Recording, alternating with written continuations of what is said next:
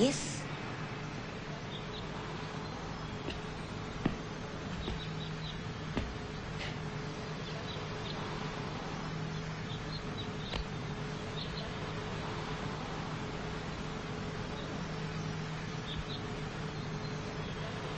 Ima.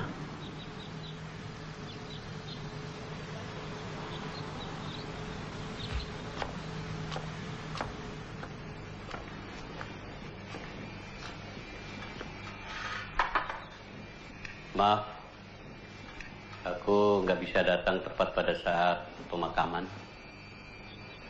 Jadwal penerbangan. Tidak apa-apa. Apa kabarnya kamu?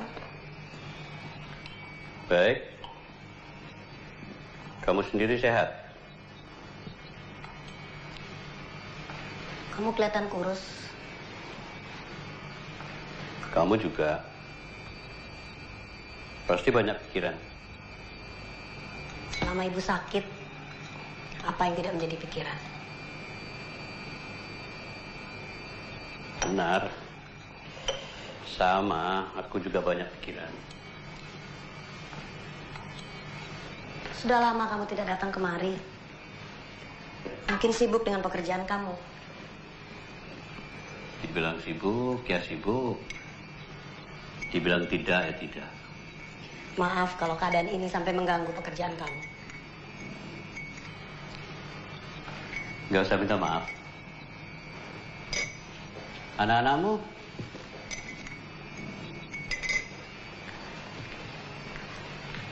Kafka dan Kinar. Kafka sedang semester terakhir. Belum selesai-selesai, kerjanya main terus. Kinar sudah di SMA, tapi anak-anak lagi nginep di rumah temannya.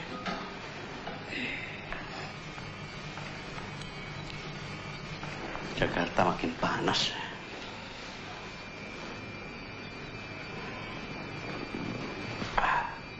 Iya, di sana pasti dingin. Istri kamu? Di rumah sakit. Tadi waktu mendarat, badannya rada nggak enak. Ya, mungkin perbedaan udara, transisi hawa. Tapi kalau sudah enakan, dia bakal datang. Tadi istri kamu telepon ke sini. Dia hanya ingin tahu kamu sudah sampai dengan selamat. Dia nelpon kamu. Sewaktu di bandara tadi, saya telepon dia, HP-nya nggak aktif. Telepon ke rumah, teleponnya tidak diangkat. Dia tidak telepon dari rumah kalian.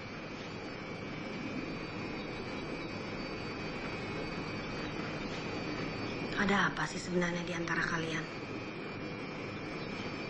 Aneh. Saya mesti mendengar hal seperti itu dari kamu. Sewaktu suamimu meninggal, saya nggak datang. Kamu nggak peduli apa-apa. Kamu kan tidak pernah suka dengan suami saya. Saya berhenti mengurus kamu ketika kamu dewasa. Ketika gaya hidup bebasmu itu yang membuat ibu dan bapak pusing. Tidak usah mengungkit masa lalu. Kamu ngomong seperti orang yang tidak pernah berbuat salah saja.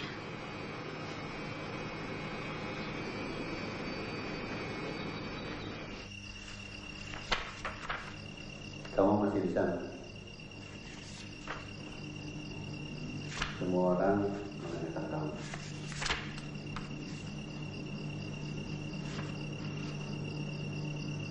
Saudara yang belum kenal juga menanyakan kamu.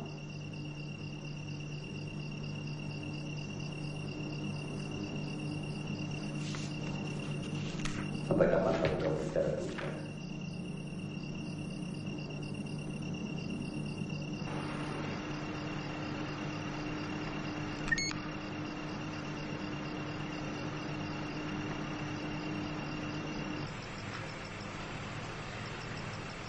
Belum tidur. Belum ngantuk. Kalau habis perjalanan jauh, kadang-kadang susah tidur. Kira-kira seminggu yang lalu, Ibu nitipkan sesuatu untuk kita buka bareng-bareng. Apa isinya? Saya nggak tahu. Saya tunggu kamu. Saya taruh di meja makan.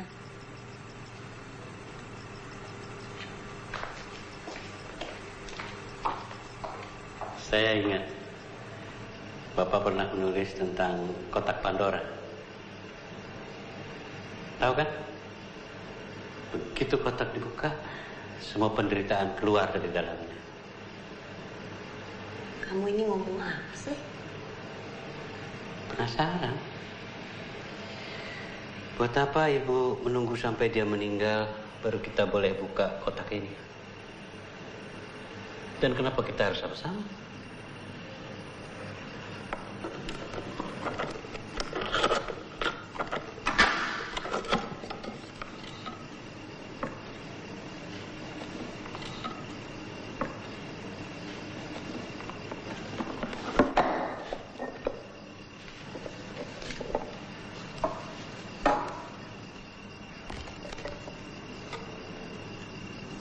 Ini foto-foto Bapak. Iya. Bapak masih muda sekali ya. Nggak jelas. Tempatnya juga nggak jelas. Ini rupanya tempat waktu Bapak riset tentang buku-bukunya ini. Foto Ibu ada? Nggak ada.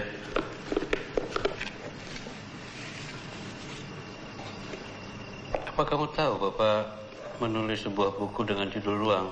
Saya nggak pernah tahu. Ini seperti tulisan-tulisan yang belum selesai.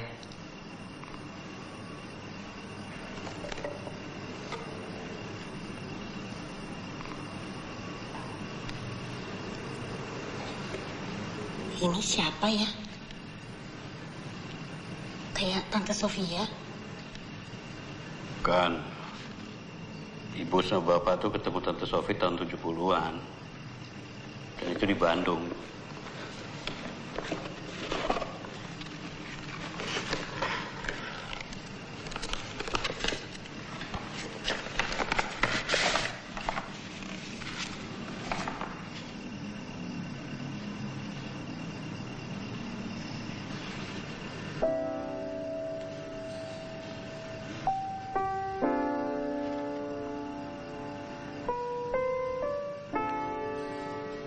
Kenapa?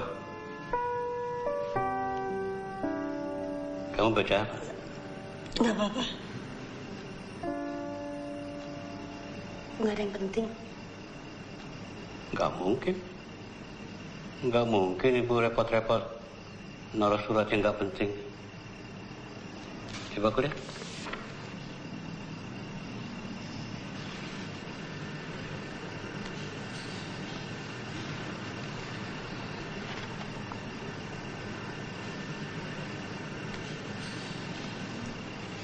Ya benar.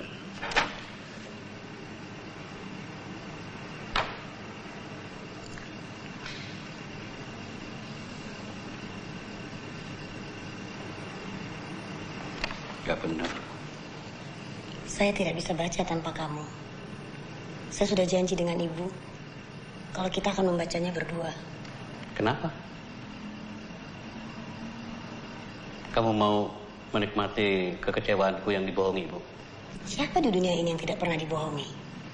Tapi sekarang coba kamu jawab.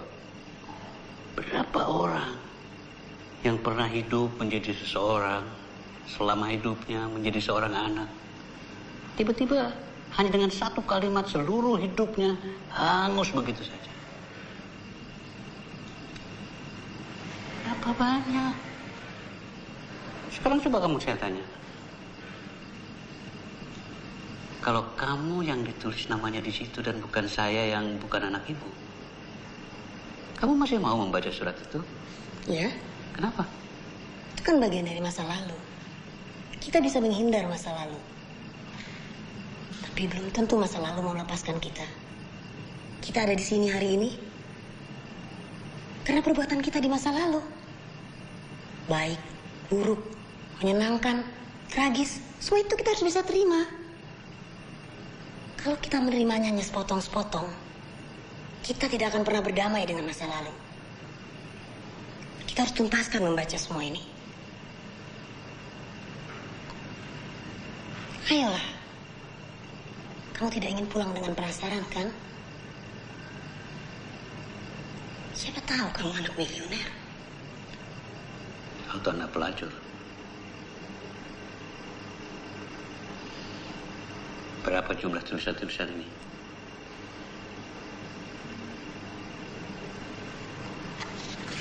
Sekitar 50 lembar. Hebat. Sebelum meninggal sempat-sempatnya dia menulis surat sepanjang ini.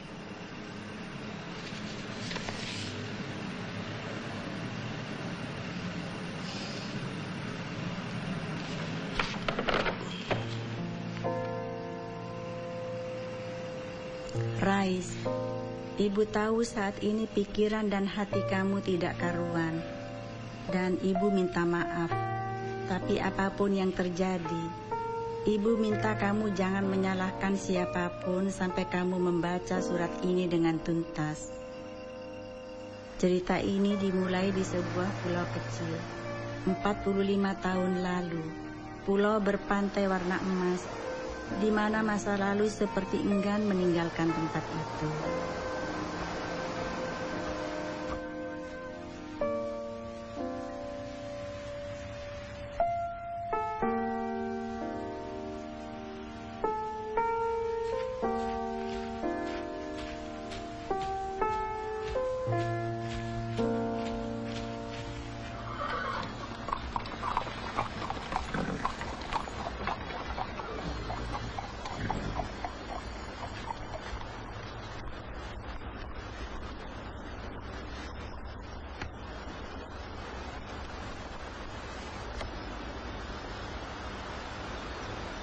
Kamu cari siapa?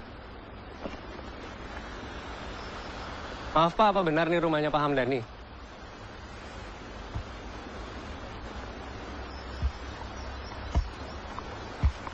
Keperluan kamu apa? Saya cari Pak Hamdani Pak, saya keponakannya.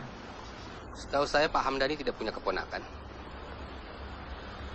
Saya memang baru kali ini kemari Pak. Ini Pak. Yang kanan Pak Hamdani muda, di sampingnya ya saya. Saya memang belum pernah ketemu Pak De Hamdani dan keluarga saya sempat putus hubungan dengannya. Ibu ayah saya sudah meninggal Pak. Jadi tinggal dia satu-satunya keluarga saya. Kalau begitu kamu tidak punya siapa-siapa lagi sekarang.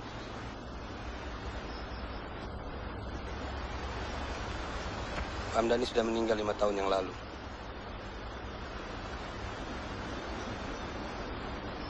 Saya turut berduka cita. Pak Hamdani orangnya baik.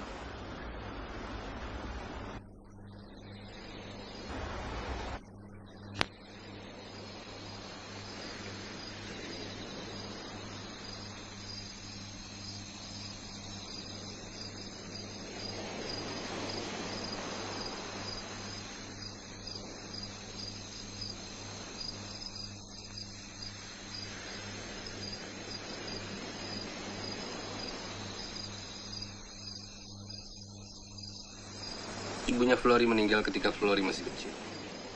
Tapi bakat memasaknya diturunkan sama dia. Di pulau ini tidak ada yang bisa memasak seenak ibunya Flori.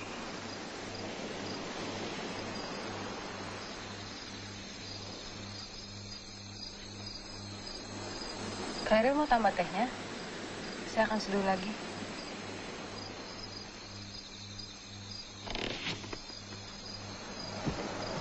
Gulanya setengah sendok teh saja.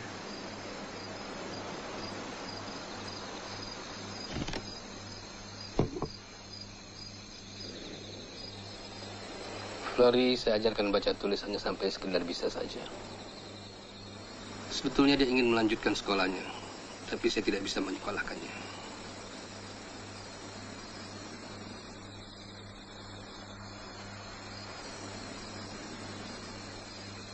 Apa rencana kamu selanjutnya?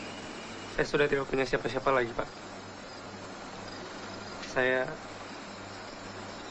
ingin terus menetap di sini. Lagi pula di Tanah Pade ada rumah kosong yang tempatnya enak sekali untuk menulis. Tapi kamu kan harus tetap bekerja. Kamu bekerja saja dengan Pak Gustaf. Dia bisa dibilang pemilik pulau ini. Hampir semua penduduk pulau ini bekerja untuk Pak Gustaf.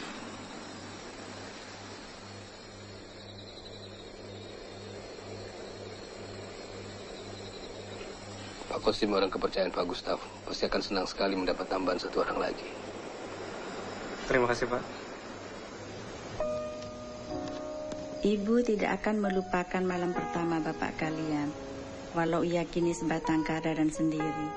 Nampak jelas semangat di hatinya untuk memulai lembaran hidup baru.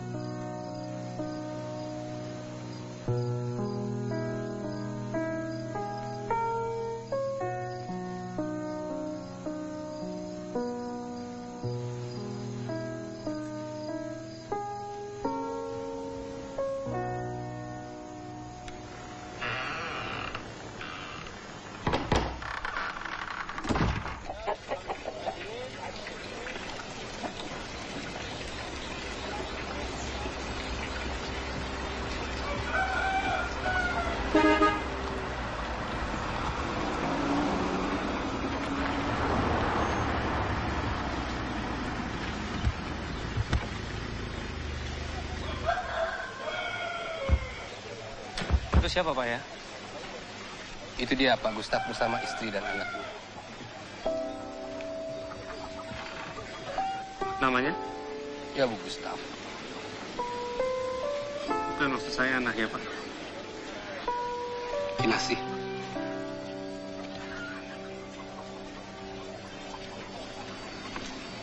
Ayo, nanti keburu Pak Kosim keluar.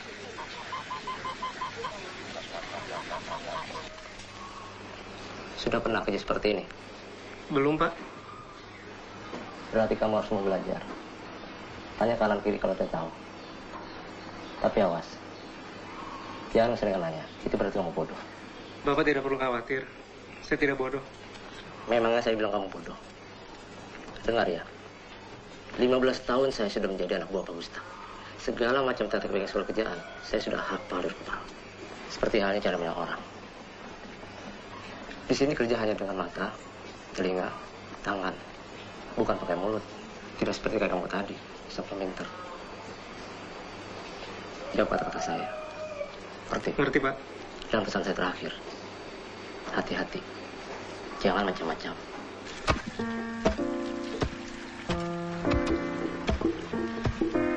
Bapak kalian bekerja keras membanting tulang dari pagi hingga malam. Bagai tidak kenal lelah. Ia mencoba bekerja sebaik mungkin.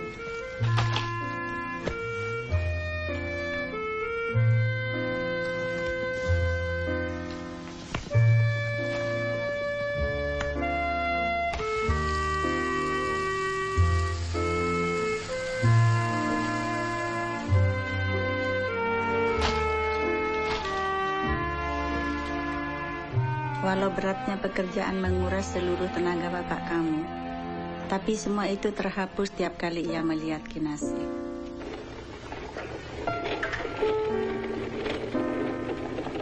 Walau hanya sekilas, bayangan Kinasih ibarat angin sejuk yang menghapus segala kepenatan.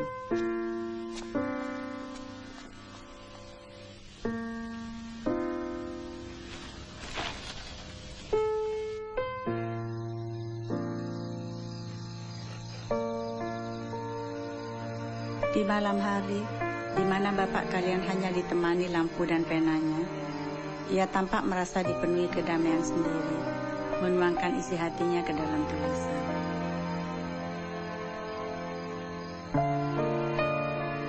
Hari yang ditunggu bapak kamu adalah hari Minggu. Hari di mana ia bebas dari kerja, saat di mana ia bisa mengembara ke tempat-tempat di pulau, di mana ia bisa seharian menulis, menumpahkan imajinasinya baik lewat kata ataupun lewat gambar. Salah satu tempat yang sering ia datangi adalah danau yang jika kamu lihat, dari ujung terlihat memantulkan warna keemasan.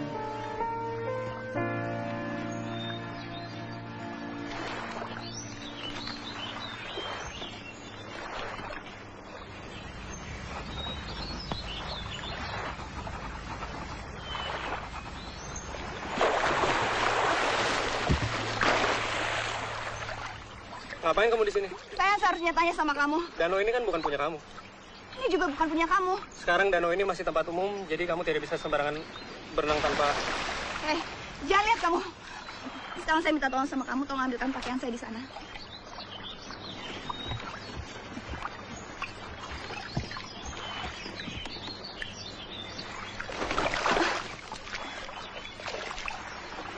Kamu kerja untuk bapak saya, kan?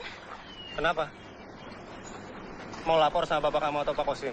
Saya justru minta kamu untuk tidak melaporkannya. Kalau bapak saya tahu, saya bisa dimarahin habis-habisan. Ini mustahil. Ini fiktif. Nggak berdasar. Tidak mungkin kejadian-kejadian seperti ini bisa terjadi. Tapi ini semua kan ibu yang buat. Buat apa ibu menahan sakit untuk menulis semua surat-surat ini? Kan kamu yang bilang ingatan ibu itu sudah tidak jelas sebelum dia meninggal. Kejadian-kejadian seperti ini nggak mungkin terjadi. Ini cuma bisa-bisa ibu aja. Dan ada satu hal lagi yang penting. Di tulisan terakhir, di danau. Di mana ibu? Gak mungkin ibu bisa menulis sesuatu yang dia tidak lihat. Sesuatu yang tidak dihadiri. Mungkin aja kalau bapak cerita ke ibu. Mana mungkin, yang benar aja, Rima. Mana mungkin bapak menceritakan hubungan intim dia dengan perempuan lain pada istrinya. Itu kan ibarat menceritakan pacar lama sama istrinya. Emang kedengarannya rada aneh. Tapi kalau kita mau terus baca, mungkin ada jawaban di antara surat-surat ini. Kalau gitu, kamu aja yang baca. Teruskan aja.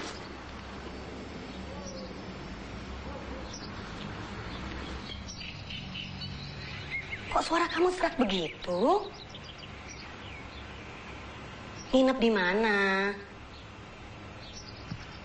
Adik kamu sama kamu kan? Halo?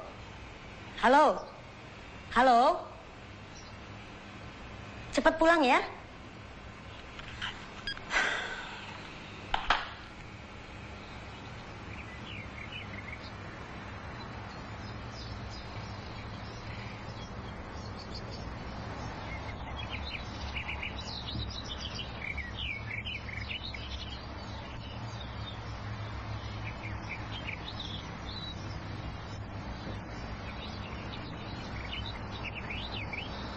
Mana foto-foto yang ada dalam tulisan ibu?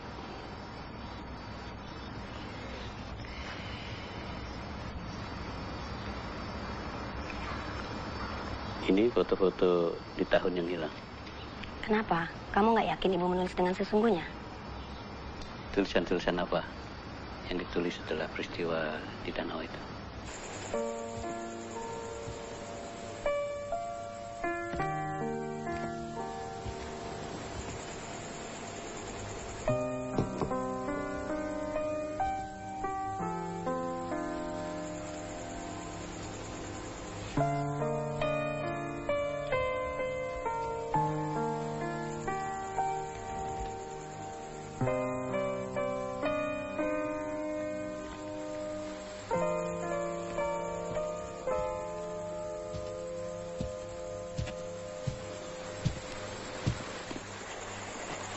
Ini saya bawa teh.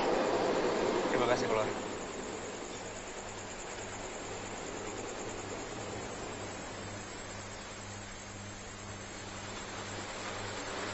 Bisa ya? Kamu menulis sampai malam? Kok kamu tahu? Dari kamar kan terlihat.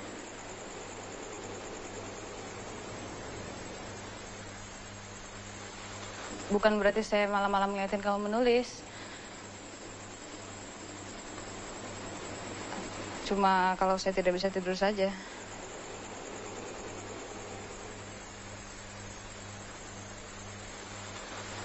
Boleh tahu kamu nulis apa? Hanya karangan yang saya alami.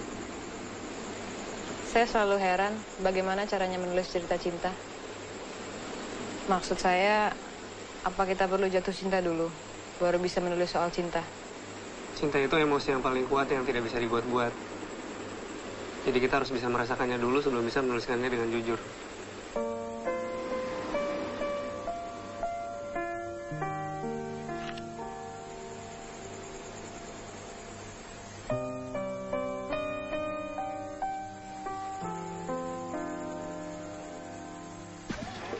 Hei kamu, mari. Saya Pak. Bukan kamu. Kamu terlalu kotor. Yang di samping kamu, yang agak bersihan. Saya Pak. Ya, kamu. Kemari.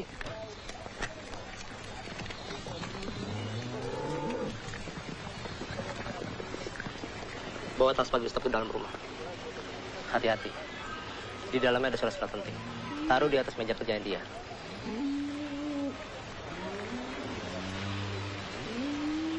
Datang, taruh, keluar. Jangan lama-lama.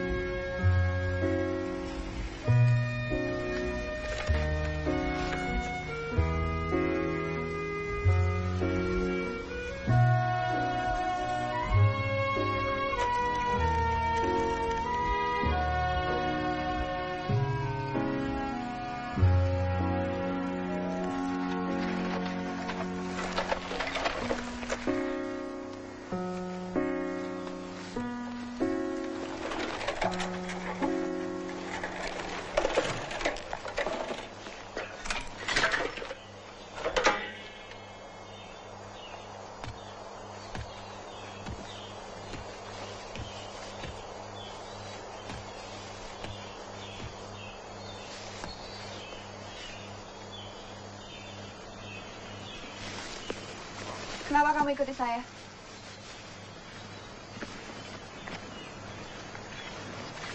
Saya tidak ngikuti kamu. Bohong. Sejak jalan dari desa, kamu selalu ada di belakang saya. Kalau iya, apa salahnya? Saya tidak mau diikuti. Kalau kamu memang suka diikuti, kenapa bilang tidak mau? Siapa bilang saya suka? Kamu sendiri. Tadi kamu bilang kamu tahu saya ngikuti kamu sejak dari desa. Kenapa tidak langsung berhenti? Kenapa harus menunggu sampai tempat sepi? Saya tidak ingin terlambat sampai di puncak bukit ini. Kalau saya kesepian ingin tenangkan diri, saya selalu kemari.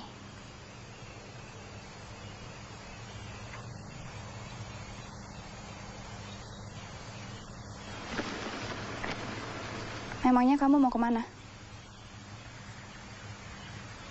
Saya memang mau ke sini.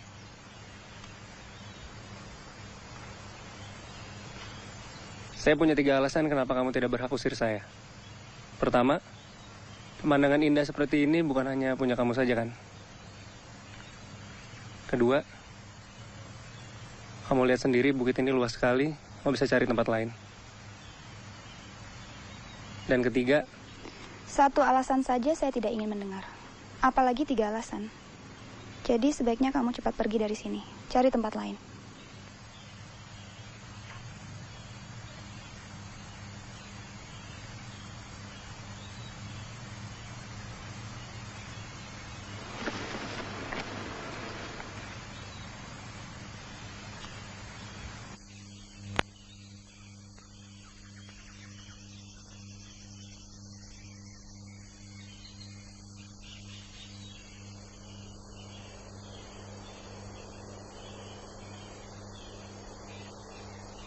saya Hairil.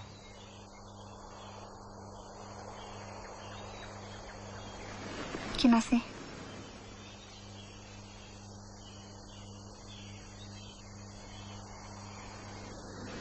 Tadi kamu sudah bilang 2 alasan kenapa saya tidak bisa mengusir kamu. Alasan ketiga? Ketiga, pemandangan seperti apapun tergantung sama siapa kamu melihatnya. Saya bisa pindah, tapi saya akan kehilangan teman untuk berbagi keindahan ini.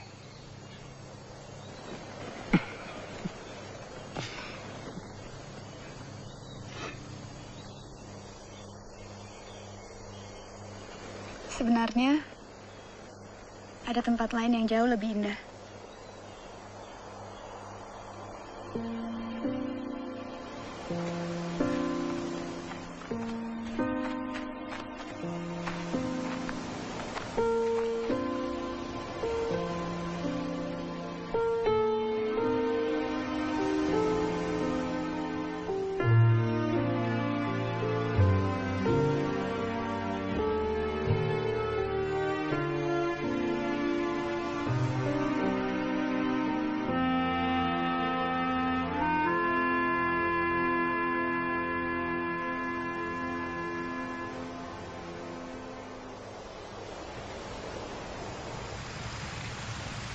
Kamu suka menulis ya?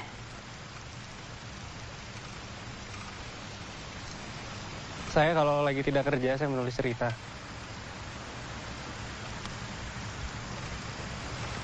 Cerita? Cerita apa? Apa saja, tergantung apa yang ada di pikiran saya.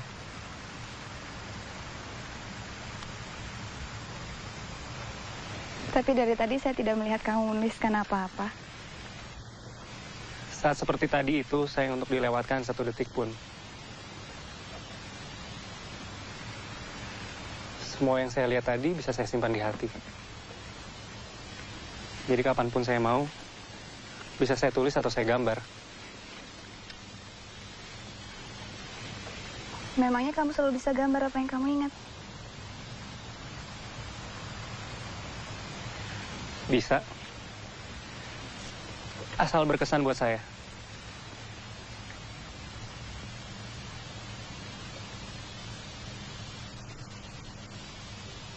Jadi, waktu kamu lihat saya di danau, kalau yang itu saya tidak mungkin lupa. Kenapa kamu bisa kesepian?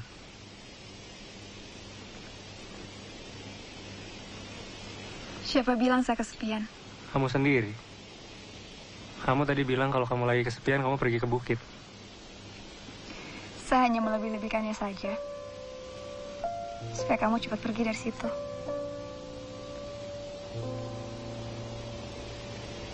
Kamu mau saya tinggalkan kamu sekarang? Nanti kamu akan menyesal. Karena tidak ada orang lagi yang akan mengantarkan kamu ke tempat-tempat indah di pulau ini. Saya pasti bisa cari sendiri. 1 minggu 1 tempat baru. Pasti lama-lama akan saya datangi semua. Kan hidup masih panjang.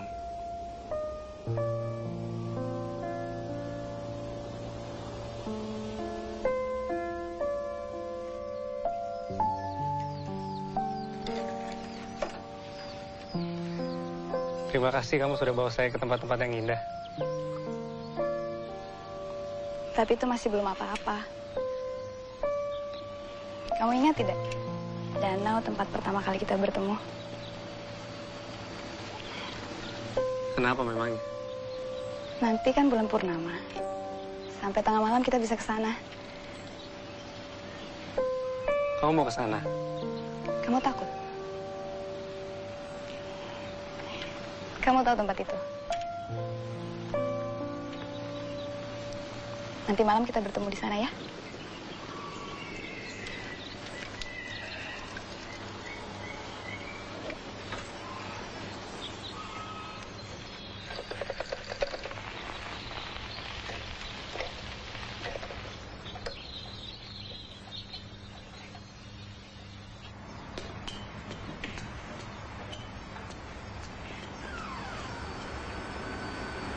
Dari mana kamu?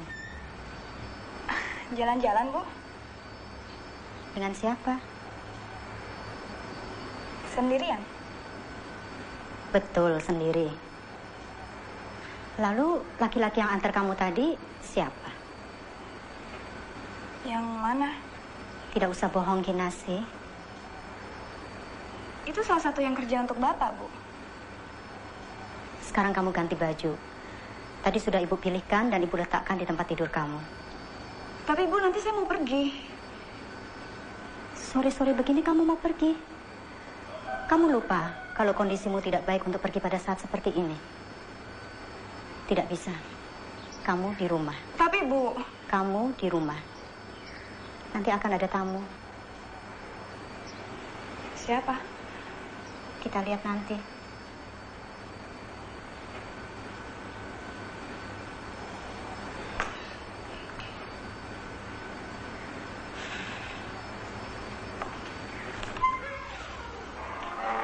Sama siapa dia tadi pergi, Bu? Tidak dengan siapa-siapa. Kenapa Bapak tanya begitu? Dia tidak akan pulang setelah ini kalau tidak ada yang menemani. Ibu kan sudah tahu bagaimana kondisinya. Iya, saya tahu. Tapi dia pulang sendiri. Bapak jangan pakai yang itu. Pakai yang ini saja.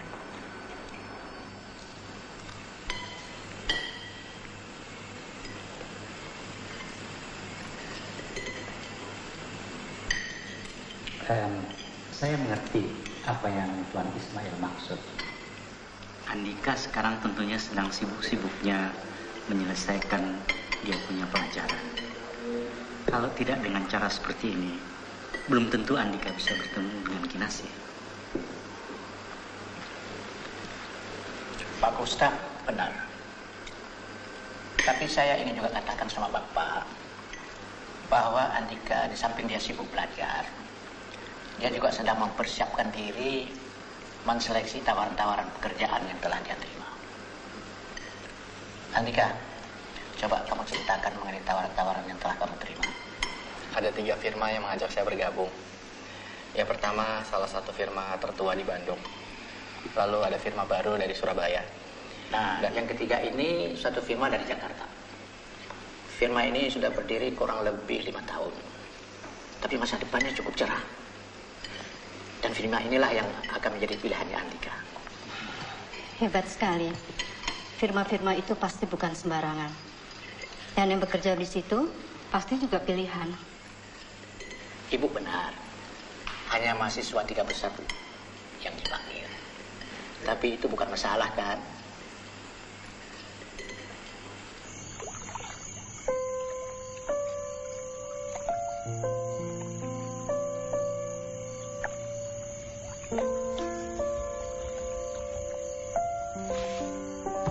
Kenapa kamu mau jalan keluar seperti ini?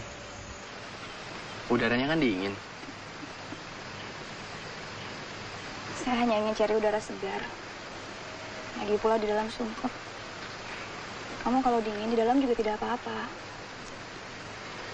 Di dalam obrolan mereka semakin tidak jelas. Kadang-kadang kalau mereka bicara, dengarnya saja sudah bikin ngantuk.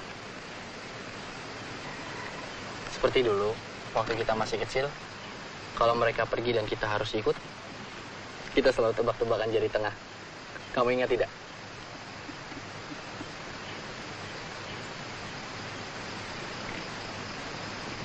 Kinasi, ada apa?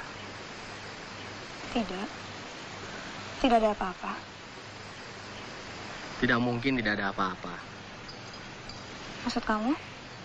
Saya kan tahu kamu dari kecil, Kinasi. Kalau kamu sedang ada masalah, tidak mungkin kamu bilang tidak ada apa-apa. Kamu bisa marah atau nyindir, tapi nggak akan keluar jawaban seperti itu.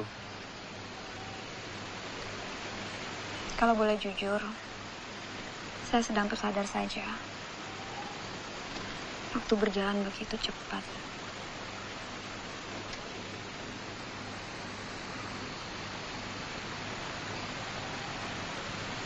Apa menurut kamu ada yang berubah? Berubah? Saya jadi makin heran sama kamu. Walau sepertinya kita ngobrol di sini, tapi pikiran kamu jauh. Yang benar kamu. Terima kasih. Saya tahu kamu. Tatapan mata kamu tidak kosong seperti sekarang ini. Kecuali kalau kamu sedang melamun.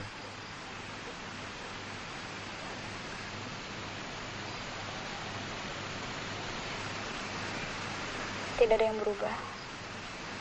Sama sekali tidak ada yang berubah, Andika. Maaf. Saya hanya terbawa pikiran saya saja.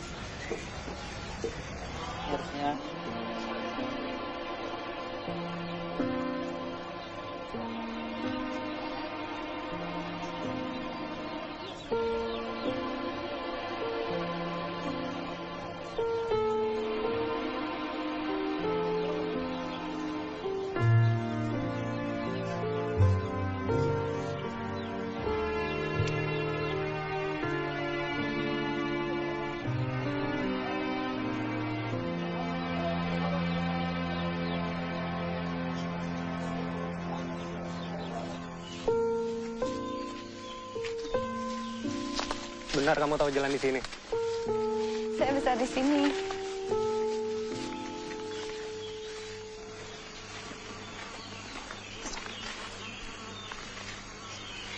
Aku sih. Hei, siapa tuh?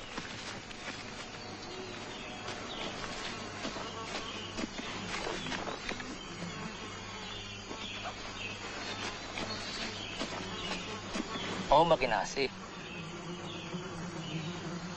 Ada apa kemari? Jalan-jalan saja, Pak. Cari suasana lain. Kalau begitu saya permisi dulu, Mbak. Ya, mari.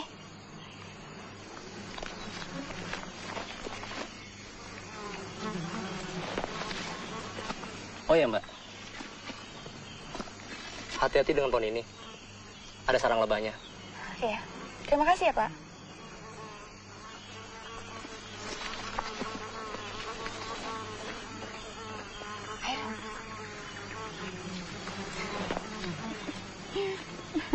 Sudah pergi? Sudah.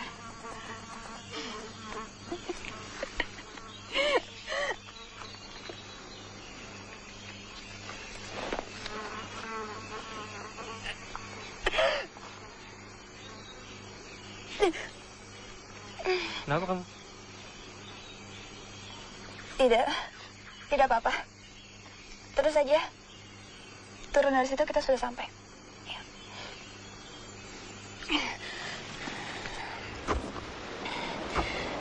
Sebenarnya kenapa kamu tadi malam tidak datang?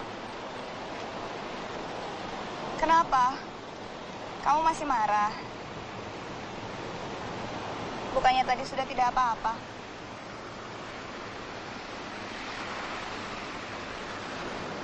Tadi kamu sudah bilang yang sebenarnya belum? Jadi kamu masih ragu kalau saya tidak bilang yang sesungguhnya sama kamu? Saya tunggu kamu. Kamu tahu? Saya tahu. Saya bisa rasakan itu dari wajah kamu. Terus kenapa kamu tidak mau bilang?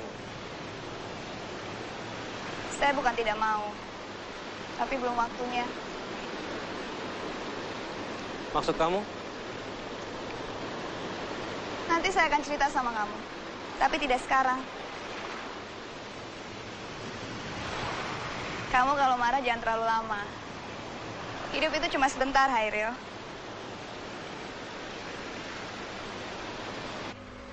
Saya nggak tahu mau bicara apa lagi. Ini pertama kali saya bicara panjang di mailbox seperti ini.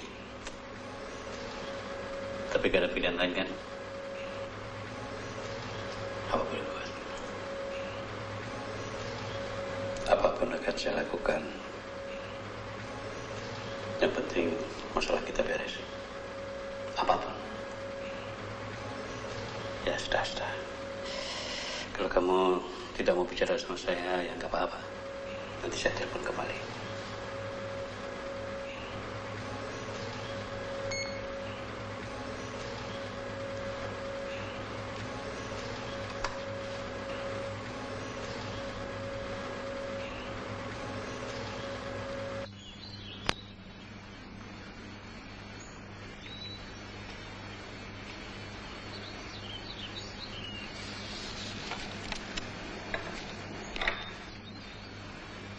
Sampai di mana kita tadi?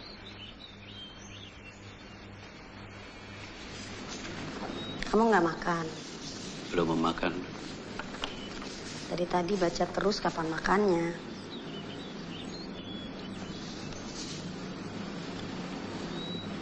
Kamu udah baca ini?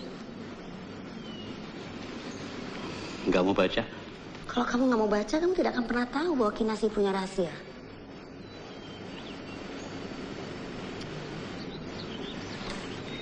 Saya dulu pernah nonton film. Kalau nggak salah film Korea. Ceritanya ya sama seperti ini. Filmnya cengeng. Kamu tahu kan aku nggak suka film cengeng. Ceritanya itu seorang anak mencari ayah kandungnya. Tetapi ketika anak itu lahir, dia ketukar di rumah sakit. Cerita-cerita seperti ini kan cuma ada di film-film. Tapi kamu kan tidak ketukar di rumah sakit. Ya memang.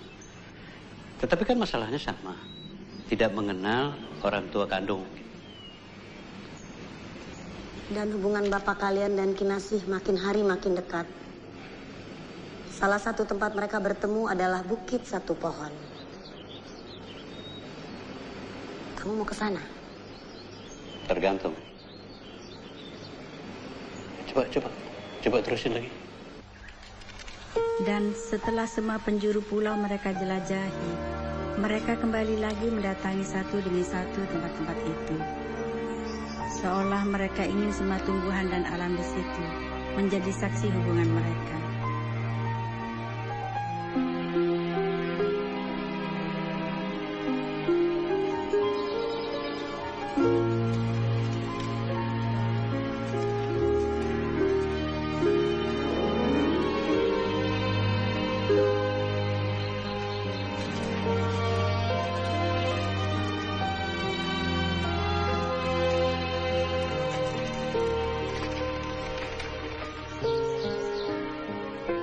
Tapi dari semua tempat, mereka selalu kembali ke danau tempat mereka pertama saling bicara.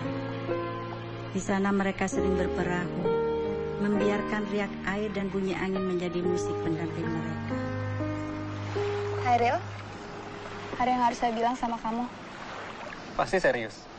Kalau tidak, kamu pasti akan langsung bilang tidak pakai pengantar.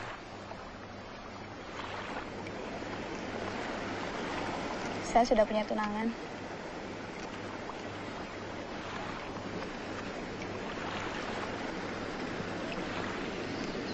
Saya baru bisa bilang sama kamu sekarang. Dan kenapa saya tidak cerita selama ini sama kamu, karena saya belum bisa percaya sama kamu.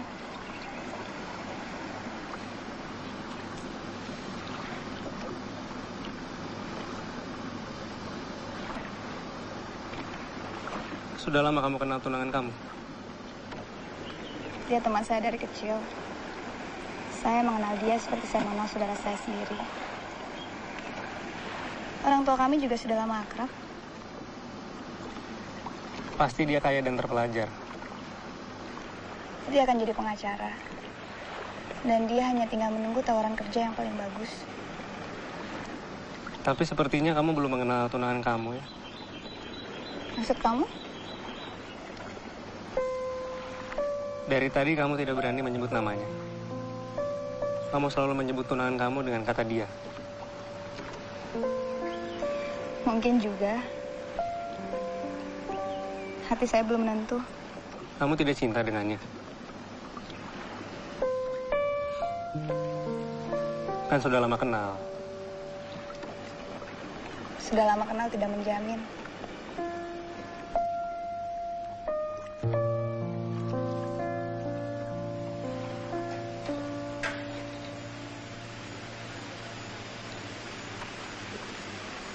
Kinasih, masuk ke kamar kamu sekarang.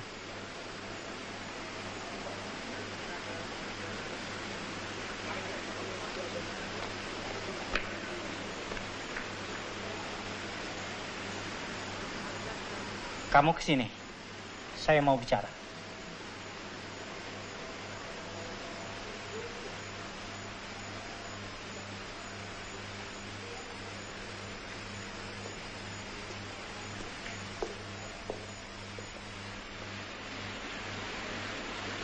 Duduk.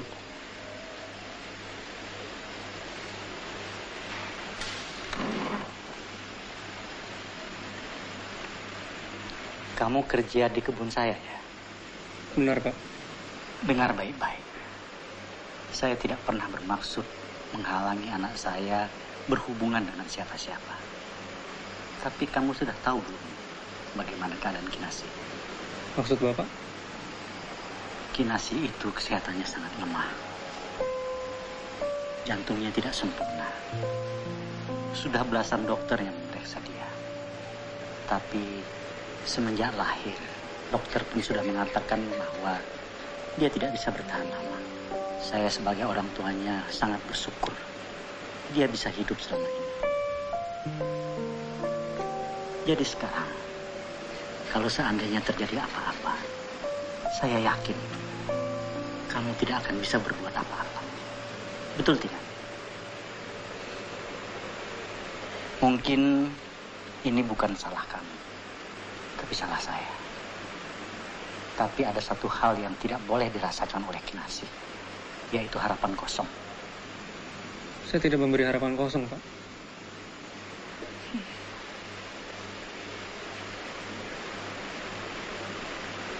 Jadi selama ini apa yang bisa kamu tawarkan kepada Kinasih?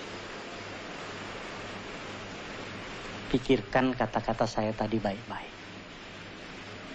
Sekarang sebaiknya kamu pulang dan pikirkan apa yang saya maksud.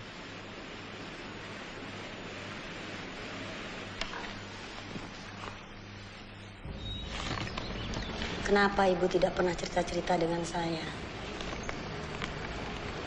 Padahal setiap hari kita ngobrol. Di hari terakhirnya pun kita masih cerita-cerita. Ternyata di keluarga kita penuh rahasia. Setiap orang tua menginginkan yang terbaik buat anaknya. Tapi si anak biasanya menerimanya berbeda.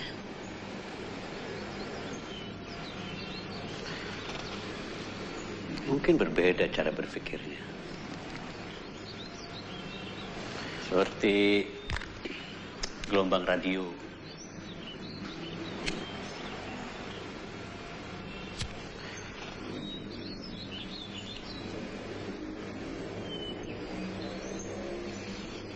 Yang satu gelombang AM, yang satu gelombang FM. Gak ketemu.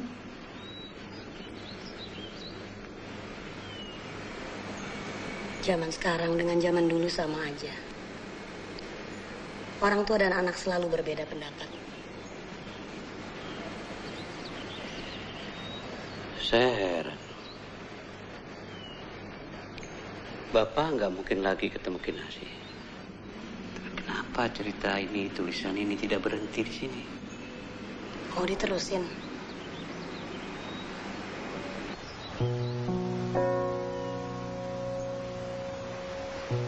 Bapak kamu menerima pernyataan ayah Kinasih. tapi ia tidak bisa memasukkannya dalam hati. Semakin hari berlalu, semakin bapak kamu merasa, sampai ia bisa kembali ketemu Kinasih, ia tidak akan tenang.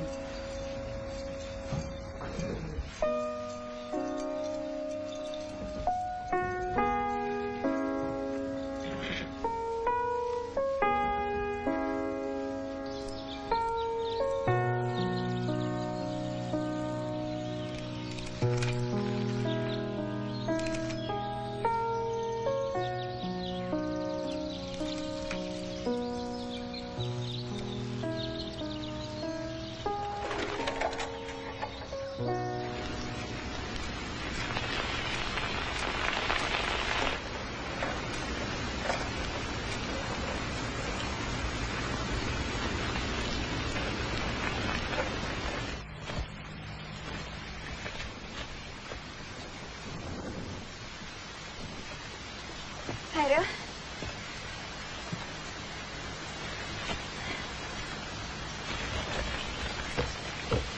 Kenapa kamu hindari saya?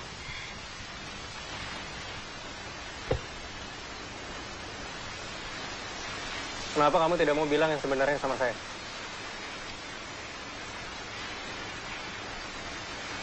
Saya takut. Saya takut saya akan kehilangan satu-satunya teman saya.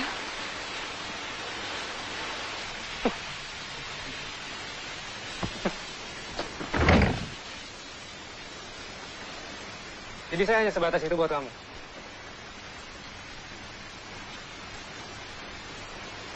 Pernah tidak kamu pikir bagaimana perasaan saya sama kamu? Saya tahu. Itu sebabnya saya kemari. Mungkin bapak kamu benar, Kinasih. Mungkin ini yang terbaik buat kamu.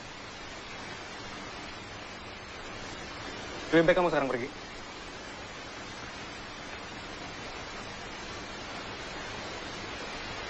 Saya pikir kamu beda dengan yang lain. Dan apa yang kamu bilang tentang kita, yang seharusnya menggunakan waktu kita sepenuh mungkin. Sekarang keadaan sudah beda. Pergi kamu.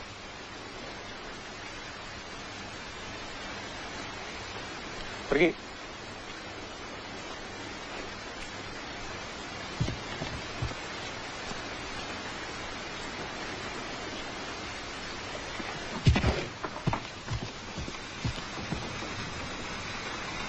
Kenapa kamu tidak bilang yang sebenarnya sama saya? Kamu pikir gampang untuk cerita seperti itu? Tidak gampang. Saya sudah lama hidup seperti ini, Hairil. Kamu baru kenal saya sudah ingin tahu semua tentang saya. Tidak segampang itu. Kalau memang begitu, buat apa kamu kesini? Saya sudah banyak menyakiti orang. Saya hanya ingin berbuat yang benar saja.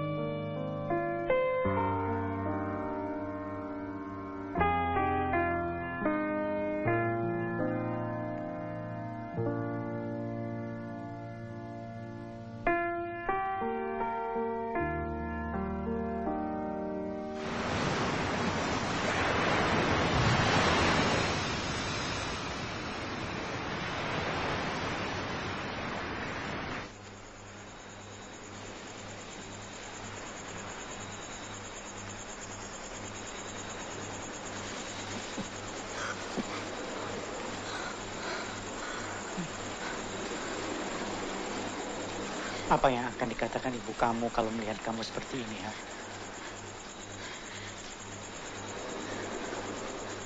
Ini salah saya, Pak. Diam. Saya bicara dengan anak saya. Bapak, Kinasi kemari atas kemauan Kinasi. Kalau ingin hukum Kinasi. Hukum kamu? Pulang sebelum ibu kamu tahu apa yang terjadi. Kinasi, pulang kamu. Pulang. Ikuti apa yang Bapak minta. Kinasi, pulang.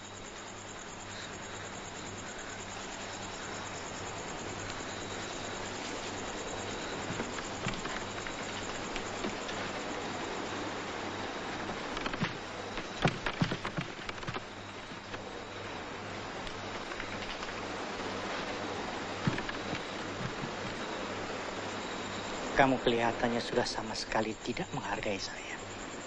Bukan hanya sebagai orang tua Kinasi, tetapi sebagai manusia saja kamu tidak menghargai saya lagi. Saya tidak bermaksud merugikan siapa-siapa, Pak. Lalu kamu mau apa? Mau menikahi anak saya? Kamu kasih apa dia? Saya dan ibunya Kinasi selalu mengharapkan yang terbaik untuk Kinasi. Dia anak kami satu-satunya. Kenapa kamu gak bisa mengerti?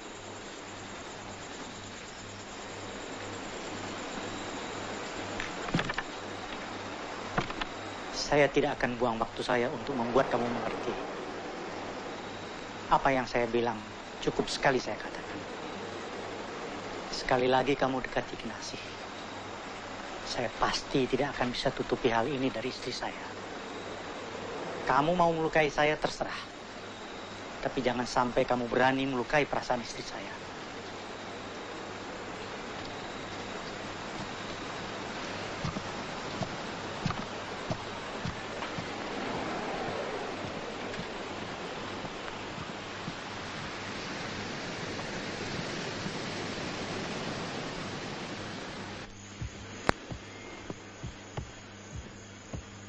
Kinasi.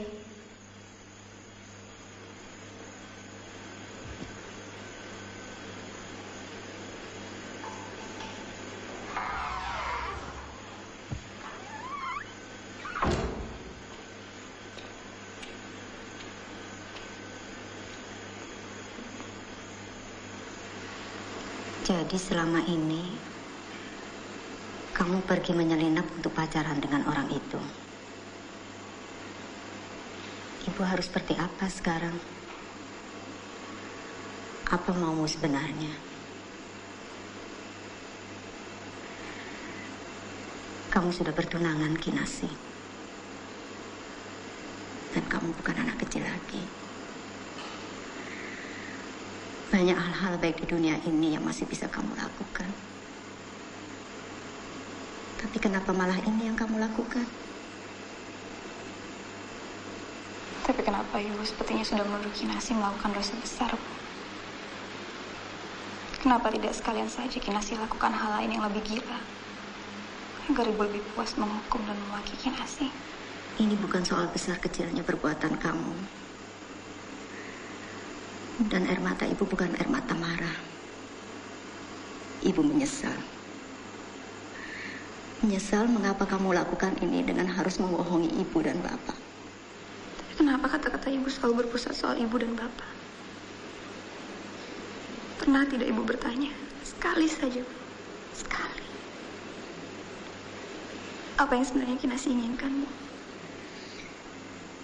Ibu hanya ingin yang terbaik buat kamu. Terbaik? Dari sudut pandang siapa, Bu? Ibu dan Bapak. Jadi sekarang kamu maunya apa? Kamu mau hidup dengan dia. Kamu akan menyesal, Kinasi.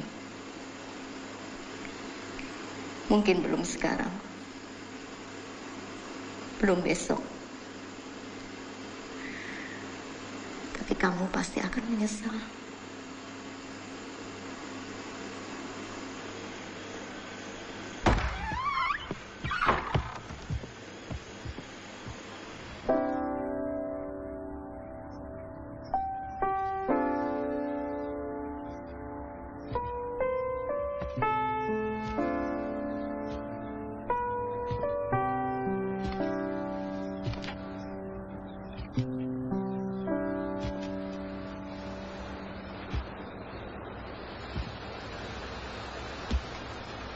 Kamu ingat kata-kata saya pertama kali kita bertemu?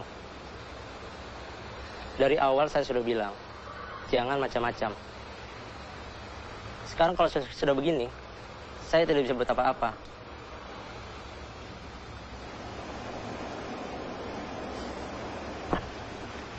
Gaji 1 bulan, ditambah pesangon selama 3 bulan. Lebih dari cukup buat mengejar hidup.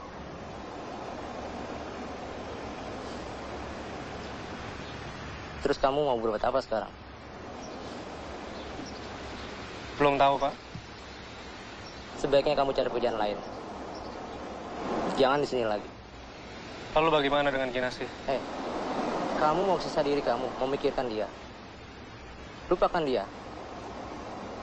Toh dia juga akan meninggalkan tempat ini. Apa? Mau apa kamu? Bisa apa? Terima aja kenyataan. Kamu tidak akan ketemu dia lagi.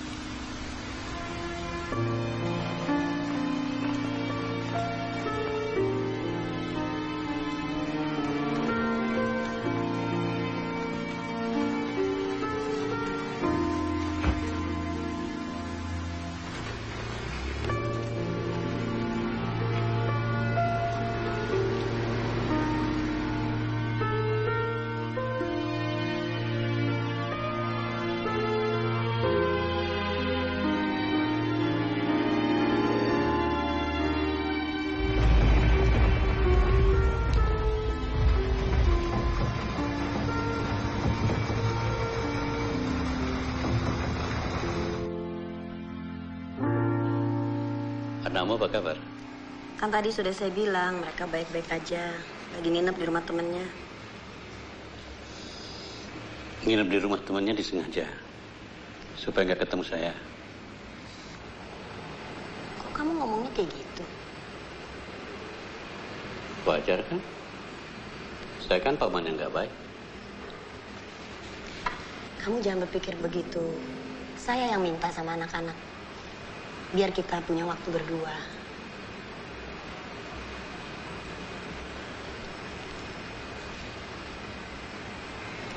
Kamu masih ingat? Dulu ibu pernah berkata, kalau kita berbeda. Saya pikir ibu berkata filosofis. Ternyata ibu bermaksud lain. Supaya kita tidak kaget. Memangnya kenapa? Kamu menyesal punya kakak seperti saya? Saya sih nggak nyesel. Mancing, berenang, naik sepeda, itu semua saya dapatnya dari kamu. Ini juga. Kamu kayak bapak, keras kepala. Tapi bedanya kalau bapak tidak mendua. Maksudmu apa? Bapak tidak suka diombang-ambingkan oleh keadaan. Dia tidak mengejar Kinasih. Dan itu dia pegang teguh. Kamu yang pernah bilang, saya ada. Makanya cerita ini belum lengkap. Kamu mau tahu supaya lengkap? Kamu pergi ke tempat asal kamu. Kamu ini bicara sama saya kayak saya dari planet lain aja. Saya serius. Kamu diplomat sudah pergi ke beberapa negara. Tapi kamu belum pernah pergi ke tempat asal kamu.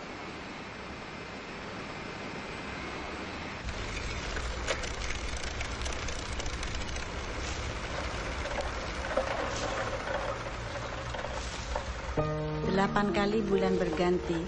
Hampir 1 tahun berlalu saat bapak kamu dengan Kinasih berpisah.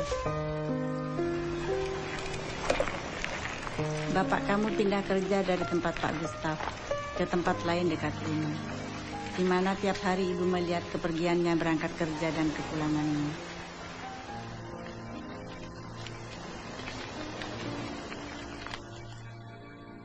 Setelah Kinasih pergi, Pak Gustaf sendiri pergi. Tidak ada yang tahu ia kemana. Pak Kosim, yang biasanya orang yang paling terdengar di perkebunan itu, juga tidak pernah terdengar lagi kabarnya.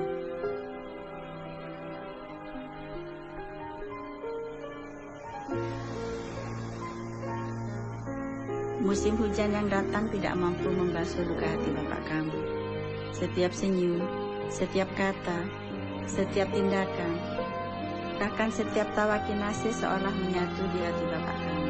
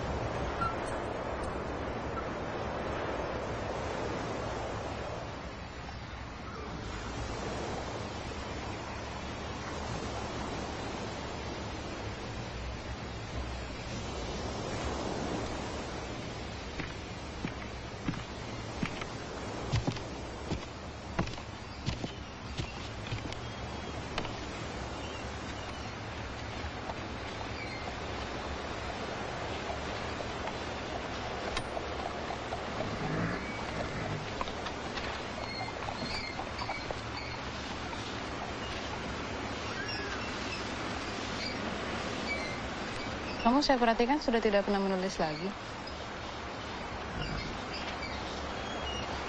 Sudah selesai. Seperti apa ceritanya?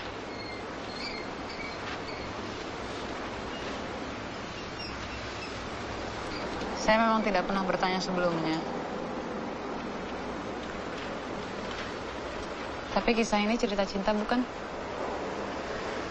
Kenapa kamu tanya itu? Berarti benar. Dan pasti kisah cinta ini berasal dari kisah nyata.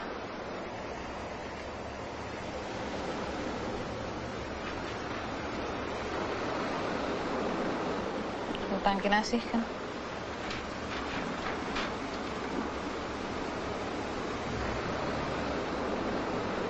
Tapi bagaimana kamu bisa membuat cerita ini sejujur mungkin? Maksudnya, Kinasih kan meninggalkan kamu. Dan kamu tidak tahu di mana dia selama ini. Jadi dari mana kamu bisa menulis dengan begitu banyak kekurangan? Kita tidak bisa menganggap cerita cinta kita tidak jujur hanya karena kurang lengkap. Kita semua punya harapan, dan selama harapan itu masih ada, apapun yang kita keluarkan adalah jujur. Dan apa harapan kamu yang paling besar?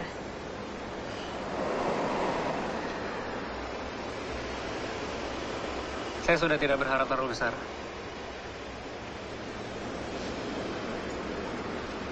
Satu hal. Saya juga tidak akan bisa menyelesaikan ini semua kalau tidak ada orang yang terus setia memperhatikan saya.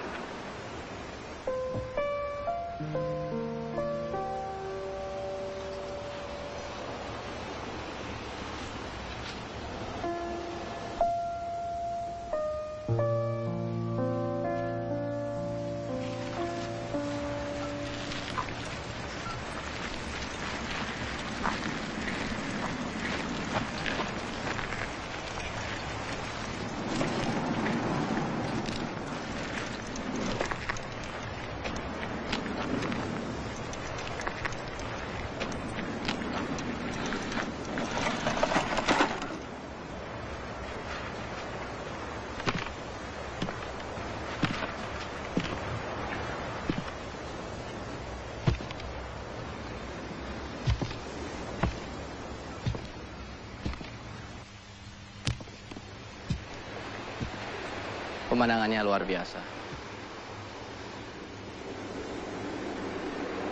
Kinasi suka sekali pemandangan pantai seperti ini.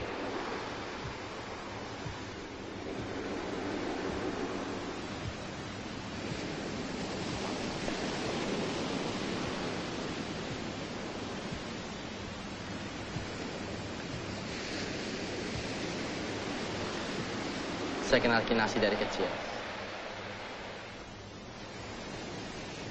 Kami bilang kata cinta di saat kami baru belajar mengeja dan tidak tahu apa artinya. Berawal dari sentimen, dilanjutkan oleh orang tua kami menjadi sebuah pertunangan.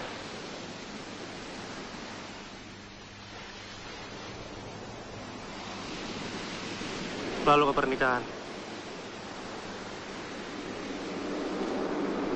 Pernikahan kami tidak berjalan lama.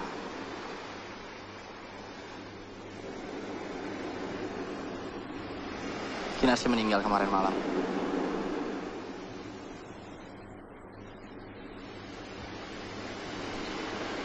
Kita sama-sama kehilangan Hairil. Saya tidak menyalahkan apa yang terjadi antara kamu dengan Kinasi. Kamu sudah memberikan sesuatu yang tidak bisa saya kasih. Kebebasan dan gairah hidup. Saya tidak tahu itu yang diinginkan Kinasi. Kalau kamu lihat sebenarnya hidup ini aneh. Kadang-kadang seorang suami tidak tahu lebih banyak tentang istrinya dibandingkan orang lain. Begitu juga seorang anak. Tidak tahu apa-apa tentang orang tuanya. Itu sebabnya saya datang ke sini. Saya ingin melakukan hal yang terbaik untuk Kinasi. Untuk kamu. Dan Rais. Siapa Rais? Seperti yang saya bilang, saya sudah tahu semuanya dari Kinasi. Anak ini berhak tinggal dengan ayahnya.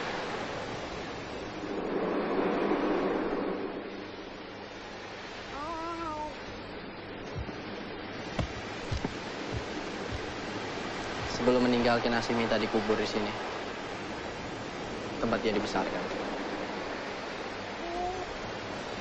Jenazahnya akan datang malam ini.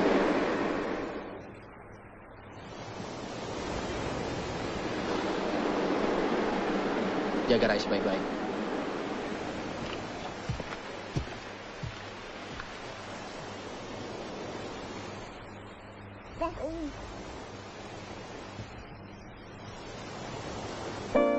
Hari itu bapak kamu menggenggam kamu seharian, seolah kamu benda paling berharga di dunia ini. Ia sedih, karena setiap melihat kamu dia teringat akan Kinasi. Bapak menerimanya dengan tulus, tapi ia juga tegar, karena ia punya tanggung jawab untuk membesarkan kamu. Tapi ibu tahu ia tidak bisa membesarkan anak itu sendirian. Dan walau bertahun-tahun bapak mencoba menutupinya, ibu tahu rasa cintanya tetaplah pada Kinasi.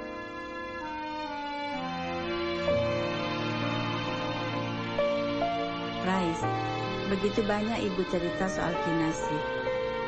Kamu mungkin heran, kenapa bisa ada rasa peduli pada orang yang tidak kita kenal. Tapi itulah misteri hidup. Kadang pada orang yang sama sekali tidak kita kenal, kita bisa merasakan keterikatan dan keakraban.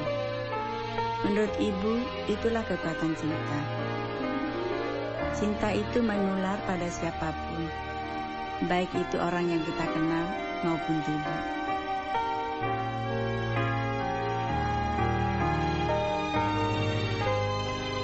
Rais, anakku, sejak pertama ibu melihat dan menggendong kamu, ibu merasa kamu adalah anak ibu.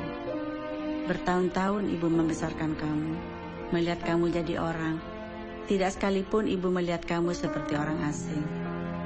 Tapi ibu tidak bisa menutupi siapa kamu sebenarnya. Kamu berada seperti ini di saat kini karena yang terjadi di masa lalu. Makanya ibu ingin kamu tahu siapa diri kamu. Kalau kamu menyayangi ibu sepenuh hati, ibu minta Paling tidak berilah penghormatan untuk ibu kandung kamu yang telah melahirkan kamu.